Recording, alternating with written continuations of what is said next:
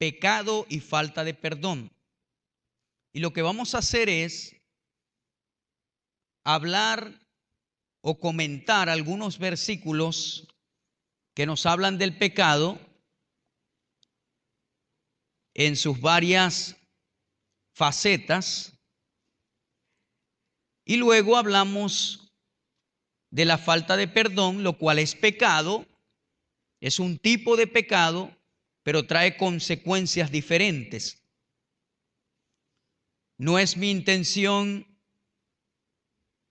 colocarle una etiqueta al pecado y decir, bueno, este es más grande, este es más pequeñito, puedes hacer este no.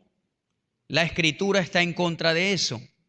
De hecho, si hablamos del concepto de pecado, delante de Dios, pecado es fallar al blanco, pecado es una sola definición para Dios. El hombre es el que le coloca etiquetas al pecado. Si nosotros vamos a diferentes sociedades y culturas, su definición y su ángulo de pecado puede ser diferente y puede variar. Hay lugares donde algo puede representar pecado, algún estereotipo, donde otras partes a la misma vez eso para ellos no es pecado. Por otro lado, comúnmente los hijos de Dios resaltan algunos pecados más que otros. Los pecados que se pueden notar, que se pueden ver, los pecados sexuales, los pecados notables, son aquellos donde muchos se concentran. Y aquel que está borracho, entonces está en pecado. Aquel que está en la droga, entonces está en pecado. Lo cual podemos decir que esto que acabo de mencionar son resultados de una vida de pecado. No me malentienda, y no estoy diciendo que no lo es. Estoy hablando solamente de enfocarnos y circunscribirnos solamente en esas cosas y decir que eso solo es pecado. Pero la Biblia claramente habla de otras cosas que son malos o que son malas delante de Dios, como por ejemplo el chisme, la murmuración, la contienda, la ira, el celo, el pleito, la rebelión, la desobediencia, todas esas cositas, la falta de perdón. Estos pecados son difíciles de notar, no se ven fácilmente como aquel que está en una adicción, como aquel que cometió un pecado de inmoralidad sexual, pero sigue siendo pecado, ¿sí o no? Entonces, nuestra intención como hijos de Dios no es colocarle una etiqueta y resaltar esto es pecado y olvidarnos del concepto o la definición de pecado, ya que si hacemos esto, nos puede desviar a una vida de pecado. Hay organizaciones donde le prohíben a las mujeres colocarse un pantalón, pero a la misma vez, aunque muchas de esas mujeres están vestidas con largas faldas, donde, bueno, eso hasta los dedos lo cubren, y no estoy diciendo que hay que vestirse de manera no modesta. Yo estoy de acuerdo que hay que vestirse modestamente de acuerdo a la palabra de Dios, pero se confunde el concepto de pecado y entonces dicen esas personas, como estoy vestida así, estoy en santidad. Pero usted puede estar vestida de esa manera y tener una lengua de látigo. Ahora mi pregunta es, ¿qué ve Dios, la falda o su lengua? ¿A qué le importa más el Señor o qué le importa más al Señor? Que usted cuide su confesión, que cuide su lengua, que no hable mal de su hermano, que bendiga a su hermano. Ah, pastor, pero esa persona tiene una gran falda. No es cuestión de eso. La santidad comienza en el corazón y se refleja en lo exterior, pero no es al revés. Entonces digo todo esto para que tengamos un concepto de pecado firme y sepamos que delante de Dios el pecado es pecado. Santiago capítulo 1, versículo 13 dice de esta manera: cuando alguno es tentado, no diga que es tentado de parte de Dios, porque Dios no puede ser tentado por el mal, ni Él tienta a nadie.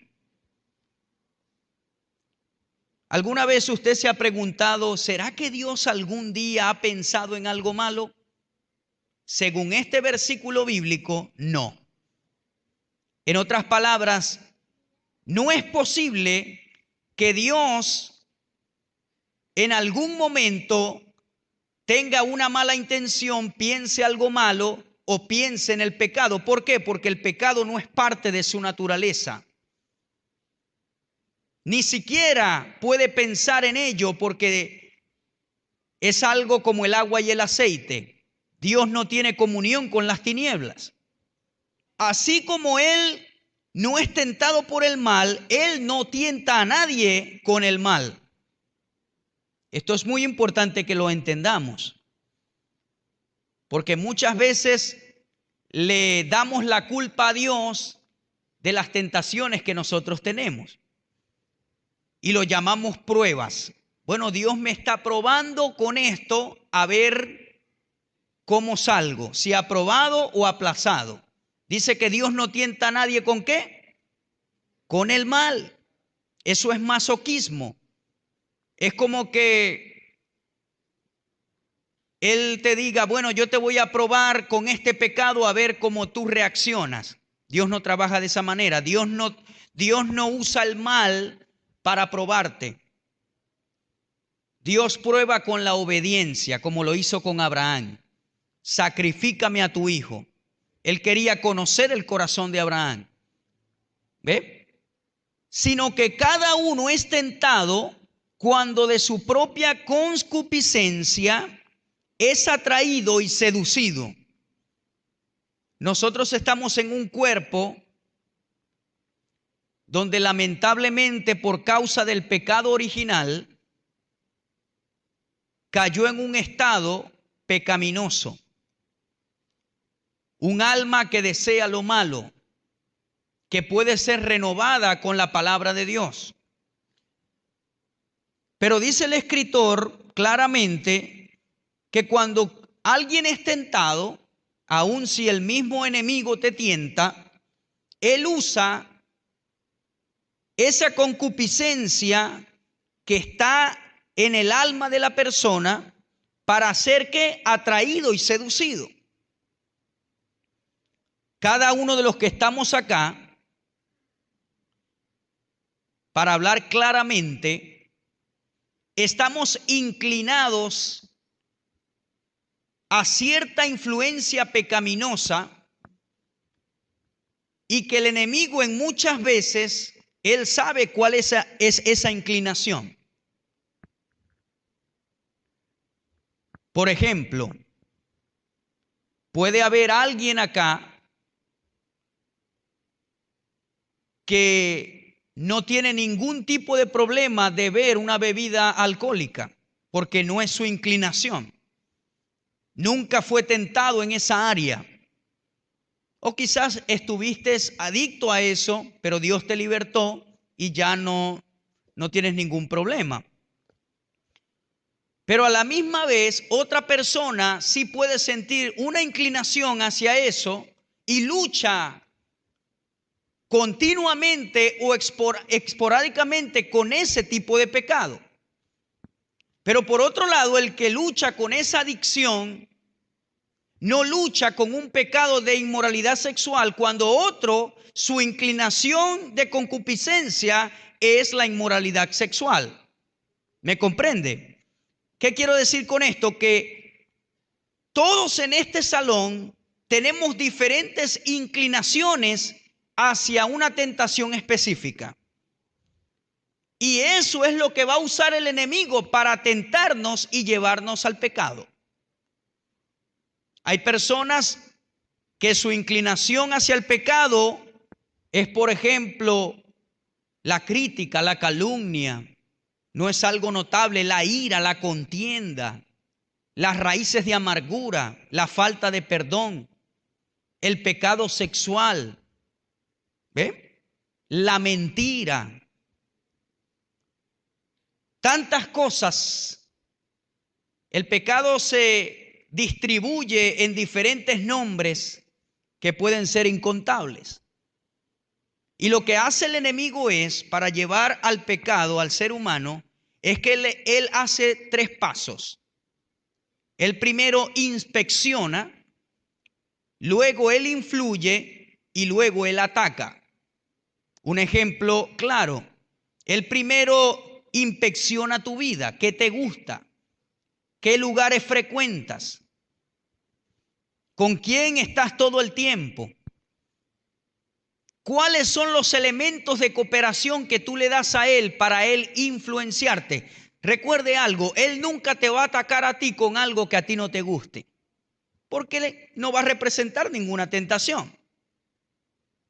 ¿Me está escuchando, hermano? Él no te va a atacar a ti con algo que no te guste. ¿Cómo era el árbol de la ciencia del bien y del mal para Eva? Dice que era ¿qué? Agradable a los ojos, codiciable. El enemigo siempre te va a atacar con un área donde tú tengas una inclinación hacia el pecado. Ahora, hay una solución. Usted puede fortalecer y renovar esa área por la palabra de Dios. Hay quienes son atacados continuamente hacia el adulterio, a la avaricia, al afán, a tantas cosas. Pero dice el escritor que cada uno de su propia concupiscencia es atraído y es seducido. No podemos, en otras palabras, echarle la culpa a Dios de esta tentación, porque Dios no es masoquista. Dios no va a decir, bueno, voy a enviarle a esta persona a ver cómo reacciona. No. Usted debe tratar de no darle elementos de cooperación al enemigo para que no llegue a lo que vamos a leer en un momento, a ese extremo. Entonces el enemigo inspecciona una vez que él identificó su debilidad, su inclinación, entonces él influye. Él influye, él trae un ataque específico para su vida. Yo le aconsejo a personas que tienen esa inclinación hacia alguna adicción, usted tiene que mantenerse lejos de donde está ese vicio. Porque si usted está allí, no, que yo estoy ahí para restaurarlo. Bueno, si tú sabes que fuiste libre de eso y no sientes ningún deseo en cuanto a eso, está bien, Dios te puede usar para rescatar ese tipo de personas. Pero si todavía tú sientes alguna inclinación hacia eso, tienes que mantenerte lejos de ese lugar. Claro que sí. Si tú eras una persona promiscua, tú tienes que mantenerte lejos de lo que sabes que puede abrir puerta para el enemigo y mantenerse lejos. Lo que leí una vez en un libro de el hermano Paul Yonggi Cho, ¿lo han escuchado alguna vez? Creo que ahora se llama David Yonggi Cho. Una vez en uno de sus libros o en un comentario de un libro leí que él fue lo suficiente valiente para decir que su inclinación era hacia algunos pecados sexuales. Y por esa razón, siempre cuando viajaba a ministrar, nunca se iba solo. Qué hombre tan valiente de decir, bueno, yo soy tentado por esa área, por esa razón nunca me voy solo a las conferencias. Siempre me llevo gente que esté conmigo. Eso es valentía. Entonces, ¿qué le quiero decir con este ejemplo? Nosotros tenemos que identificar cuál es esa debilidad, no solo identificarla, fortalecerla, ponerla en las manos de Dios y dejar que la palabra de Dios renueve nuestra área de esa vida o esa área de nuestra vida, y no solamente eso, mantenerse lejos de la zona roja. Si usted agarra a un perro por las orejas, dice el proverbio, ¿qué va a pasar? Lo va a morder. Si usted frecuenta el lugar donde es tentado, va a terminar siendo mordido por el perro. Ay, hermano, es que Dios me tentó con esto. No fue Dios, fue tu propia concupiscencia y fuiste seducido y atraído. Amén, hermano querido. Fíjese que el escritor ni siquiera menciona al enemigo en este versículo, sino que coloca como la principal fuente o el principal problema esos deseos carnales que batallan en nuestra alma. Dice entonces la concupiscencia, después que ha concebido, da a luz el pecado. ¿Qué pasa cuando la concupiscencia concibe? ¿Qué da a luz? El pecado. Es decir, que el pecado es una consecuencia de la concupiscencia consumada. Una vez que yo consumo o la concupiscencia llegó al máximo, entonces da a luz algo que se llama el pecado. Y el pecado, siendo consumado, da a luz la muerte. Está hablando ya del final, del resultado final. Esto es un proceso. No está diciendo el escritor que cuando una persona comete pecado, entonces de una vez va a venir la muerte. No, esto es un proceso que puede tomar tiempo en la vida de una persona. Porque ya vamos a leer otros 2 versículos que tenemos que balancear bien para no errar en el tema del pecado. Pero dice que el pecado siendo consumado da a luz la muerte. Aquí puede referirse a muerte espiritual. La persona habita en un pecado, en pecado, allí hay muerte espiritual. Y también puede ser aplicado a la muerte física. Personas que están en un pecado específico, allí habitan en el pecado y le dicen, no estés allí, arrepiéntete, no frecuentes ese lugar, no te asocies con esa persona, no hace caso. Llega un momento que ¡pum!, viene la muerte física. Puede ocurrir. Vamos a la primera carta de Juan, capítulo 1, versículo 8. Dice, si decimos que no tenemos pecado, nos engañamos a nosotros mismos y la verdad no está en nosotros. ¿De qué está hablando el apóstol Juan?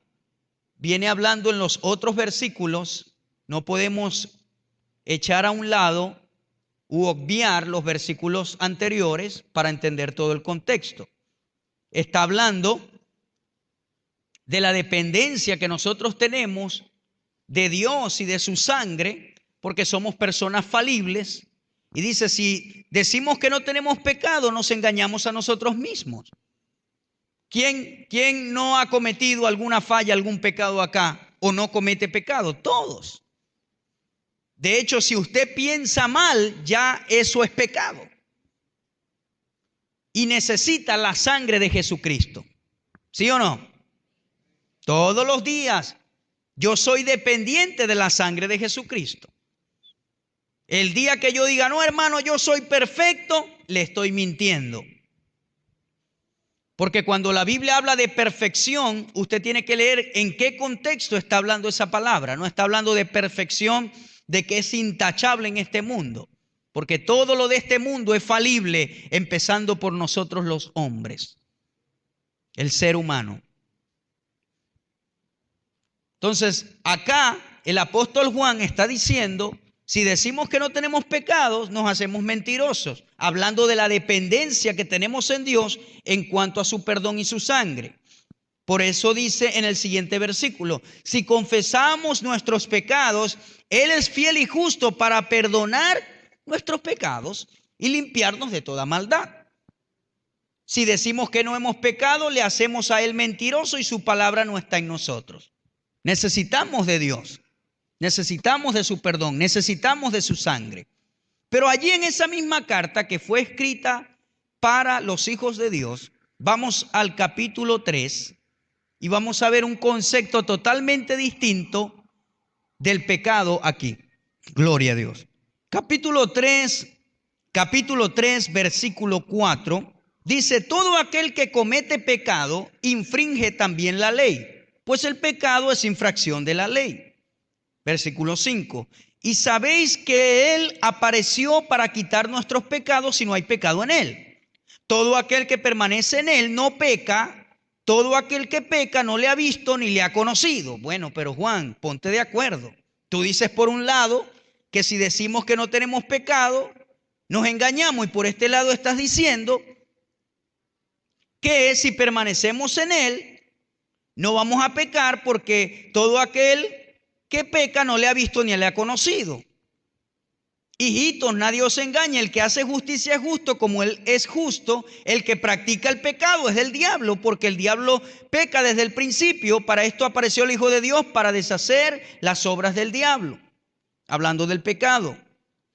Todo aquel que es nacido de Dios no practica el pecado, porque la simiente de Dios permanece en él y no puede pecar porque es nacido de Dios. Está muy fácil. En este versículo, ¿qué está hablando Juan? Que el que permanece en Dios no lleva una vida de pecado. Le voy a decir algo. Pecar y tener una vida o un estilo de vida de pecado son dos cosas diferentes. ¿Por qué le digo esto? Porque usted puede pecar en palabras, usted puede pecar en pensamientos, usted a veces puede pecar en acciones en cuanto a maltratar a alguien o no tratar a alguien bien. Entonces, si yo hago alguna de esas cosas que acabo de mencionar, entonces eso quiere decir que no permanezco en Él. Allí es donde Juan entra. Juan está hablando de la naturaleza de Dios en nuestras vidas. Aquel que tiene la naturaleza de Dios no puede pecar. En otras palabras, no tiene un estilo de vida de pecado. No se deleita en el pecado. Por eso, si usted es hijo de Dios y le gusta andar o habitar en pecado, tiene que observar y ver si en realidad nació de nuevo. Porque cuando el Hijo de Dios peca, hay algo aquí adentro que le dice a usted: lo hiciste mal. ¿A cuántos le ha pasado? Que hay como aquella definición que dio un indio acerca del redarguir del Espíritu Santo. Y el indio dijo: el convencimiento del Espíritu Santo es como una púa de madera que está allí en tu corazón, que cuando haces algo malo, la púa comienza a dar vueltas y comienza a herirte. Pero si sigues haciendo lo malo y lo malo y lo malo y no le prestas atención al dolor, llega un momento que el filo de esa púa se coloca, pierde su filo y deja de molestarte hasta que lo ves normal. Tremenda definición dio ese indio acerca de la conciencia. De eso está hablando Juan. Cuando el Hijo de Dios peca, el Espíritu Santo te convence de pecado. Trata contigo. Ahora, cuando tú pecas y hay una voz que te dice: sinvergüenza, no vayas a la iglesia, tú no eres nada de hijo de Dios, qué perdón, tú no eres nadie, no naciste de nuevo. Esa no es la voz del Espíritu Santo, porque la voz del Espíritu Santo no condena.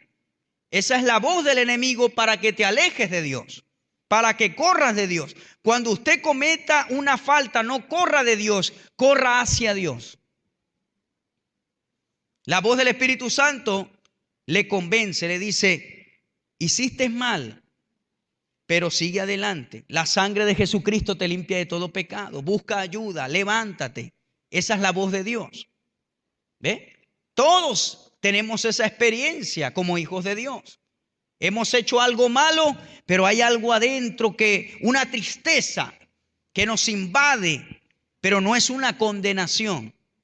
La condenación no es de Dios. Dios no te señala, no te condena. Eso lo hace el enemigo.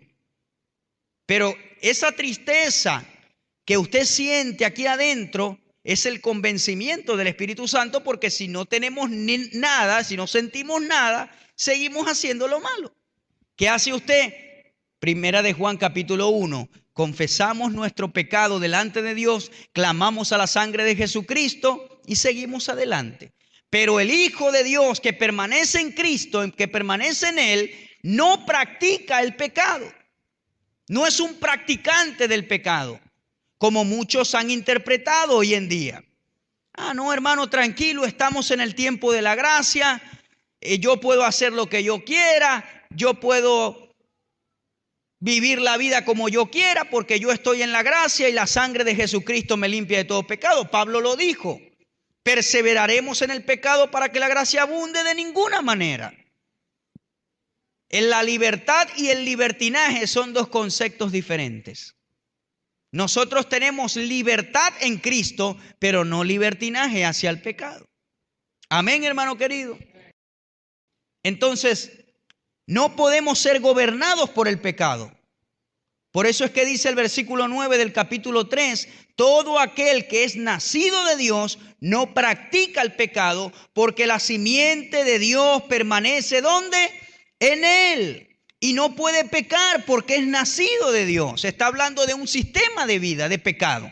¿Por qué? Porque la simiente de Dios está en nosotros. Si la simiente de Dios está en usted, usted no se va a deleitar en el pecado. Usted puede ser que peque, pero no se deleita en el pecado.